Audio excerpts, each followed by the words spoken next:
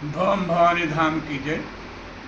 स्नेही मानस प्रेमी सज्जन वृंद, कथा जहाँ विश्राम लिए थी वहीं से आज आगे बढ़ेगी। जो लोग केवट व निषाद राज को अलग अलग मानते हैं, ऐसे संतों का भाव है कि निषाद राज व लक्ष्मण का वार्तालाप राम के ब्रह्म होने, अवतार लेने, नरलीला करने की बात केवट ने रात में चुपके से सुन लिया था। इसलिए प्रातःकाल श्री राम की कृपा प्राप्त कर अपना जीवन धन्य करने के लिए नाव न लाकर भी राम से यह कहता है कि मैं आपके मर्म को जानता हूँ।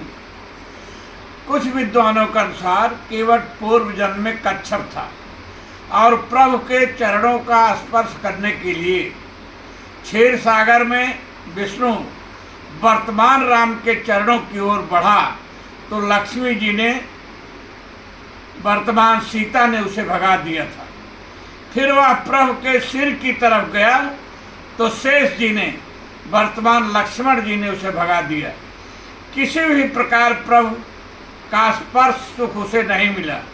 वही कछुआ इस अवतार में केवट हो गया और आज तीनों के चरणों को देखकर पहचान गया। इसलिए प्रभु के चरणों को देखकर चरण धोने का हट करने लगा और यह दावा कि मैं आपके मर्म को जानता हूँ। लेखक का भाव तो यह है कि राघव के रहस्य को, उनके मर्म को वही जान सकता है जिसे राघव स्वयं जनवा दे या बता दें। सोई जाने जहि देव जनाई। यही नहीं, वाल्मीकि जी ने तो स्पष्ट कहा है कि सोई जानै जेहि देव जनाई, जानत तुम ही होई जाई। तुम्हारी ही कृपा तुम्हारी रघुनंदन, जानहि भगत भगत उर चंदन।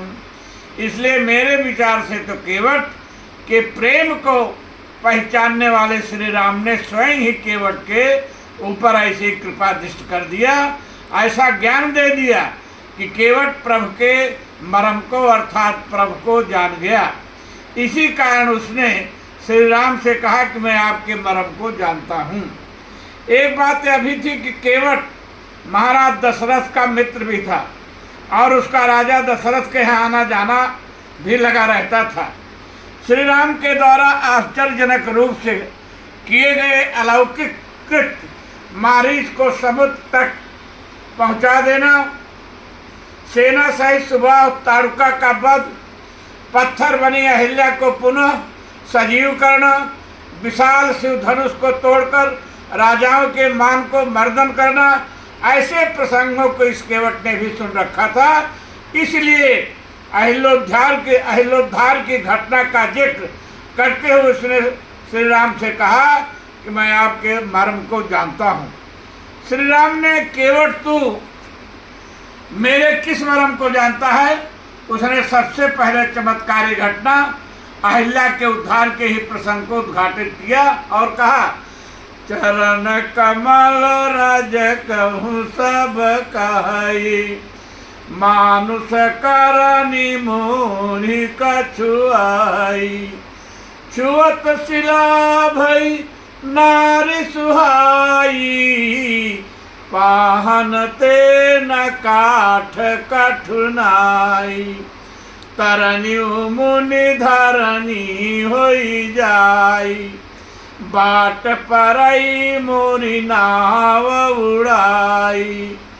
यही प्रतिपालऊं सब परिवारो, नहीं जानो कछु और कवारो। जो प्रभु पार अवश्य गाचहु, मोहि पद पद्म पखार न कहु। केवट ने कहा, प्रभु आपके चरण कमलों की धूल के बारे में बड़ा प्रचार है। सभी लोग कहते हैं कि आपकी चरण रज में मनुष्य बना देने का गुण छुपा हुआ है। इसलिए आपके चरण रज के प्रभाव से पत्थर की शिला स्त्री बन गई थी। मेरी नाव तो काठ की है। अतः प्रभु, जब पत्थर आपकी चरण धूल से स्त्री बन सकती है, तो काठ तो उससे भी कोमल और घिसा पिटा है, इसके स्त्री बनने में तो कोई देर ही नहीं लगेगी। पाहन ते न काठ कठिनाई, पाहन ते न काठ कठिनाई। प्रभु बोले जो पत्थर से स्त्री बनी, उस अहल्या को तो गौतम ने साप दे रखा था, वह साप के कारण स्त्री से पत्थर बनी थी, इसलिए चरण धूल से फिर स्त्री बन गई। परंतु तुम्हारी नाव के साथ तो ऐसी कोई घटना जुड़ी नहीं है, फिर तुम क्यों चिंता करते हो? केवट ने कहा प्रभु उसकी कथा जगत प्रसिद्ध थी, इसलिए आपने बता दिया। पता नहीं मेरी यह नाव भी किसी के साप से काठ बन रही हो और आज की आपके चरण धूल लगते स्त्री बन जाए तो मैं क्या करूँगा?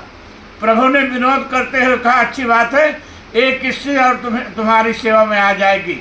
इस पर केवट ने कहा प्रभु यह भी तो रोना है, यह तो मेरी दूसरी पत्नी बनती है तो ठीक था, परंतु हमने तो सुना है कि जो पत्थर स्त्री में परिवर्तित हुआ था उसे आपने किसी गौतम ऋषि को दे दिया था, और आज यदि कहीं मेरी नाव भी स्त्री हो गई और उसे भी आपने किसी ऋषि की पत्नी बना दिया तो इससे मेरा क्या फायदा होगा? तरनी मुनि घरनी होई जाई, नाव मेरी उड़े और पत्नी ऋषि की बने, इसलिए मैं ऐसा नहीं होने दूंगा, क्योंकि इसी के सहारे मैं अपने परिवार को पालता हूँ और मेरा कोई धंधा कारोबार नहीं है। प्रभु पात भरी सहरी सकल सुत बारे बारे, केवट की जात कछु वेद ना पढ़ाई हूँ, सब परिवार में रोया ही लागी राजा जू, हम दीन वित्तहीन कैसे दूसरी गढ़ाई हूँ, गौतम के घर निज तरनी तरेगी मेरी, प्रभु सो निषाद होई के बाद ना बढ़ाई हूँ, तुलसी कई सराम राव रोस साथी कहाँ, बिना पग धोए नाथ नाव ना चढ़ाई हो। यह कवितावली से लिया गया है। केवट ने कहा प्रभु जब पत्थर की स्त्री बनने में देर नहीं लगी तो मेरी यह नाव तो पाहन ते बन बाहन काठ कोमल है जल खाई रहा है, पाहन ते बन बाहन काठ को कोमल है जल खाई रहा है, यह तो जल में रहने से अत्यंत ही कोमल हो गया है, इसलिए इसके स्त्री बनने में विलंब नहीं होगा। अब तो आपके पास केवल दो विकल्प हैं। पहला यह, यदि आपको गंगा के उस पार जाना आवश्यक है, जो प्रभु पार अवश्य गाचहु, मोहि पद पदुम पखारन कहु। बस अब यहीं पर कथा विराम लेगी। बहुत बहुत धन्यवाद।